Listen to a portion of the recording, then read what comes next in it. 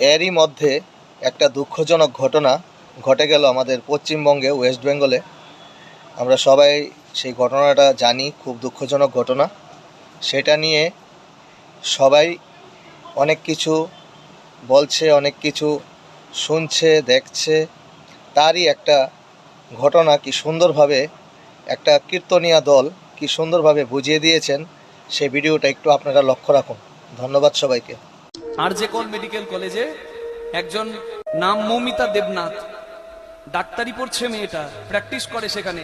32 ঘন্টা ডিউটি করার পর তার একটু বিশ্রামের দরকার, রেস্টরুমে একটু বিশ্রাম নিতে যাচ্ছে। প্রিয়ল, তার সর্বনাশ হয়ে গেল। সারা অঙ্গে ক্ষত, গলার হাড় ভেঙে গেছে, গোপন অঙ্গে আঘাত, তার মৃত্যু। যারা ঘুমিয়ে